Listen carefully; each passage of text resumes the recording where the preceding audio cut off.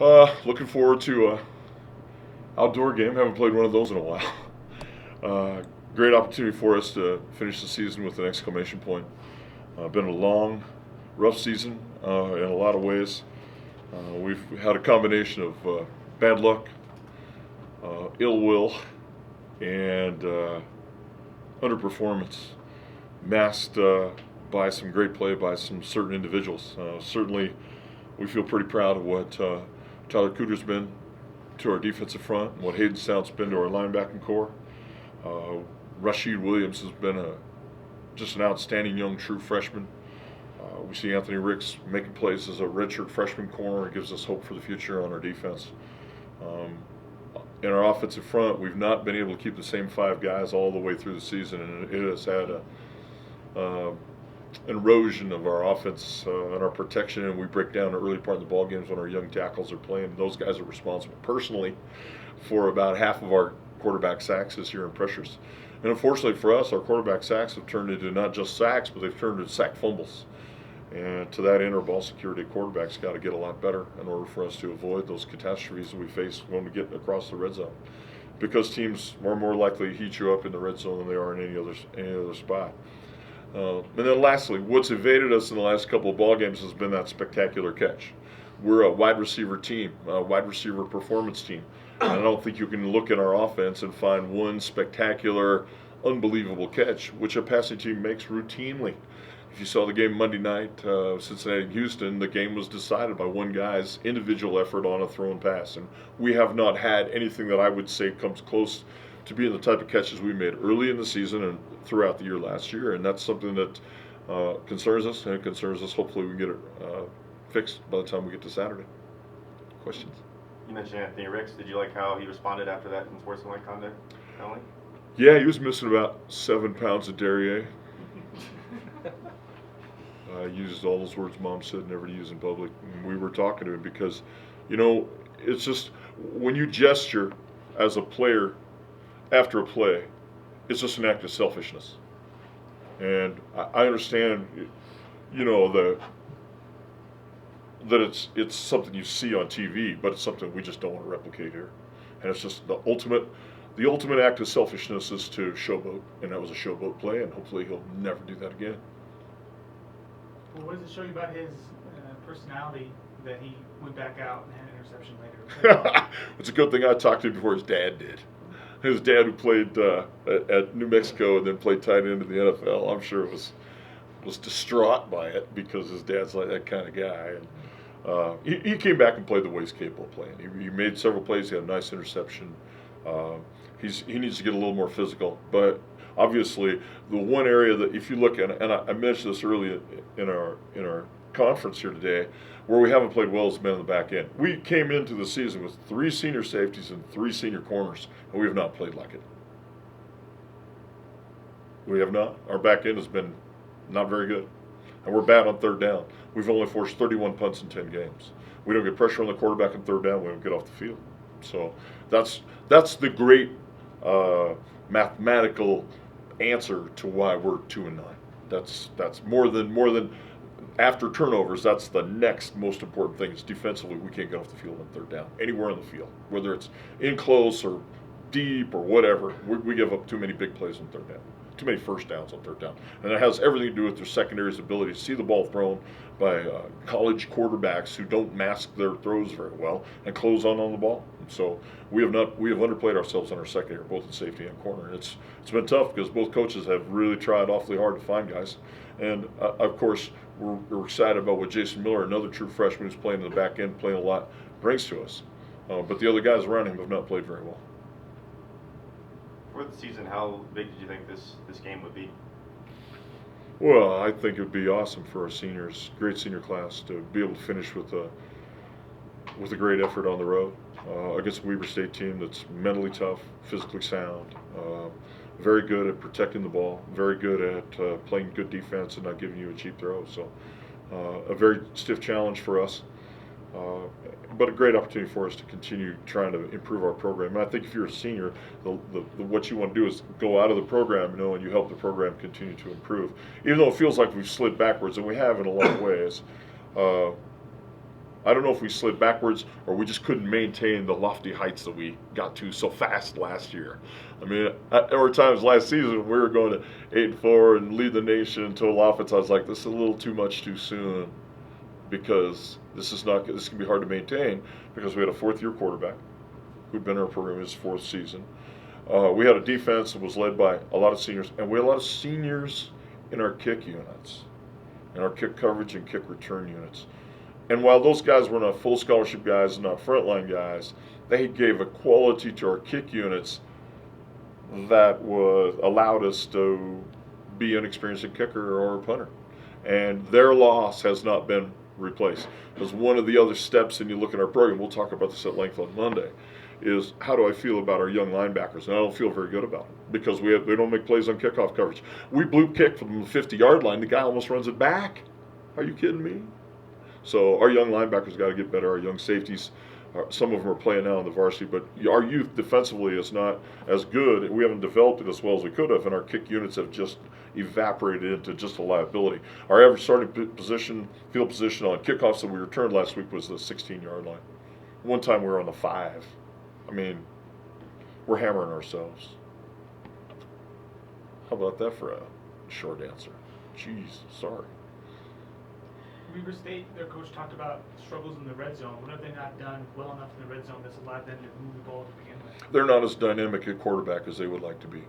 Their quarterback needs to be, if their quarterback can make plays in the red zone, they'll be just fine. They run the ball pretty darn well in there. Teams gang up on them, running the ball. And, you know, in this age of offense, if your quarterback isn't a playmaker down in the red zone, you probably can't just pound it in like you're Michigan or somebody. And Weber State's always had since Ron McBride got there, they became a very physical I formation football team that could pound you off the ball. And a lot of teams are pretty good defensively this year, and some of the teams they've played have become stout in the red zone and kept them out of the end zone. They and of themselves, though, have been good defensively and not allowed other teams into the red zone. So they keep things very close to the vest. They don't want to put their defense in a bind, and they've played very good defense up to this point. So they've had a nice season. They're trying to get to a winning season. We're trying to get it off the rails and back on our feet. It seemed like Montana State's kicker had a big leg, but he was kicking it short and making you guys return it. Is that going to cause adjustments for you guys on kickoff return? No, we're working hard on kickoff return. We'll do the best job we can with the guys we got. Some of that won't be fixed until we get better personnel next season. And I don't mean returners. I mean in the front line. The other thing is that to have surrendered a 57-yard field goal and a 53-yard field goal in 2 games in Holt Arena shows you what kind of kicker you should have at this juncture. And while Zach's had a okay year, he hasn't had a great year because he got whacked at Nevada, and it was never intended for him to be our punter at all this season, and it's impacted his kicking ability because he's had to do both. He was never intended to be our punter. He's literally our third choice at punter. And he's had to handle almost the bulk of our punting duties throughout the year because we had a guy become ineligible. We had another guy tear his Achilles tendon and become unavailable early in the season. By the time everybody got sorted out, Zach was our punter, our kicker, and our place kicker. And it's eroded his ability to be able to kick those long field goals. ISU has not won at Weber in a long time. Why is that? I don't know. I've only coached down there twice. First time we played down there, we played with no offense. The next time we played down there, we played in a hurricane. That's a play on words because there's a town in Utah called Hurricane. And the wind was blowing down there last time we were down there. It blew over all the outhouses that they stack along the track there. So, we've got to be able to be – we've actually been preparing to play in the wind since the first day of spring ball. We've added a bunch of formations that will help us. Hopefully, if the wind becomes a factor, we'll be much more prepared for it than we were last time. We threw a bubble screen down there, and it was a loss of 26 yards the last time we played down there. So we're prepared to go close to the vest, a lot like they are, if it's a windy day, and we'll see how we can play. Their coach talked about they came here and did not play well last year, and he seemed perturbed by that. As a head coach, if you're in a situation and now you're at home and you're playing a rival, do you use last year's game as motivation for this season? This game is not a rivalry. I'm a veteran of Cat Grizz. This is not a rivalry. This is just a game between two teams trying to finish the season on an up note. So don't call it a rival game. Second of all, Jay's done a wonderful job coaching there. He's a very stable coach. He's a good fit at Weber State. His coaching staff's done a nice job of helping their program rebound a little bit. But remember, now under Ron McBride, Weber State's been very good over the years. It isn't like all of a sudden Jay came into a program that hadn't won for 10, 15 years or 6 or 7 years like this program had been. So he's done a good job of maintaining the pace, of getting them back on pace, and they should be good for years to come. If Weber isn't a rivalry, who is Rice? We don't have a rivalry. Nobody despises us. We despise everybody because everybody chalks us up on our schedule as the patsy. And we are, and we play like it. Our record is, I'm not going to mince words here. We are what our record is because we're inconsistent. We're too inconsistent personnel-wise. We're too inconsistent coaching-wise. We're too inconsistent on what we're trying to do. Where we are consistent, they don't keep it on the scoreboard. We're consistent in APR and social behavior, and those are two things that were needed to be fixed before we could get the on-field issues taken care of. The on-field issues now are lagging behind simply because in recruiting it takes us a while to manpower a situation, given what we consider to be our academic standards, self-imposed. Is a rivalry a good thing to have, though? I don't know. Not everybody that plays has a big time rivalry game. It's part of the fabric of some colleges. When I was at Eastern Washington, we didn't have a rival. We seemed to be pretty good without a rival. Will you deploy both quarterbacks on Saturday? I don't know. Good question. I was waiting for that question. I thought that's where we start off today. No, I know what we're doing at quarterback, and it's worth the price of a ticket. Here we go. Good, Kyle. Let's go. Are you on the decision-making process of who to start or how much each plays? Is it based on who right now gives you the best chance to win, or when you're looking into the future and developing a quarterback? It's about now. It's always about today. It's about helping these seniors win their last game. I want to win. We want to win every play, every series, every quarter, every half, the game, and it's play after play. And we have been focused on this since. Literally since Portland State. Literally. Do you like two quarterbacks playing No. in the same game? No. I'm not a two quarterback guy. We don't flip flop quarterbacks. No. I don't, when we substitute a quarterback is because I'm tired of watching that guy blow it up. And why don't you like two in the same game? Why one? Because you need the quarterback's decision making needs to be consistent. Consistent. I wouldn't want to drive on a highway against a car coming at me that didn't have a consistent driver. And that's what happens to you in an offense when your quarterback falls apart. He drives that thing into the wrong lane, and people get hurt. And it's not as nasty as an auto accident or as bad or as serious as that, but it's akin to it because when your quarterback in a passing offense, which we have been since day one here, doesn't make decisions or have ball security, we're stuck. We are stuck.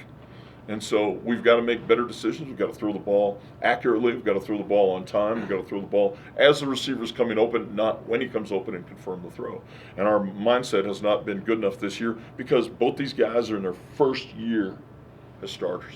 We had the luxury last year of a guy who had played in varsity games in 2011 and then started every game in 13. By the time he gets to 14, he's seen everything he needs to see, and he can just drive the car. And we don't have that luxury right now, and we will next year though, because both guys will have seen the elephant. Is that it? One more question. Pro potential. I know you have one more game left, but at one point you've got some guys who want to go on to the NFL. Sure. At what point does that process start? Well, it starts for those guys at the end of this semester. Hopefully they finish this semester academically, get everything taken care of. And then literally, if you're going to get an opportunity to play at the next level, you need to spend all spring semester, not going to school and working out and getting ready to go. You have to, because what you have to do is you have to appear as physically attractive to any NFL suitor, whether you're a draft pick or a free agent as possible. So you need to be able to run the fastest time in your life. You need to be able to have nutrition, sleep, rest, and be able to test so that you have numbers. Because in the NFL, they don't take you unless you have numbers. They don't take you because you're a good player. They take you because you have numbers and they can teach you how to be a good player. Once that process starts, do you ever play a part? No, I stay away from that. Because in the end, it's my fault then if they don't make it. Seriously. It's my fault. It comes back to me. Because parents are weak. We all love our kids to a point of craziness. And so and kids rationalize, well, I would have made it in the NFL if my coach would have helped me. So I just tell our guys right away, look, you pick your agent, I'll help you if you need some help. You get a chance to go into the NFL, that's great. The NFL guys have already been through, they know who you are. Nobody's a mystery anymore. And if you get if you're going to get a tryout, then you better be in as great a physical shape as you can be. But understand the odds are extremely long against everybody making it out of this level to the NFL. So if you get a chance to make it, then to do that you've got to be physically ready to go. And to me, some guys don't get opportunities to play. I mean, the best quarterback in the history of the school had 2 tryouts and is now working at a credit union here in town. And I can't tell you what it takes to play in that level. That's up to those guys. If they want you, they'll give you a chance. If you pass your chance, you get a chance to play. Great, good for you. And if you don't make it, don't blame me. Don't blame me. I'm not responsible for it.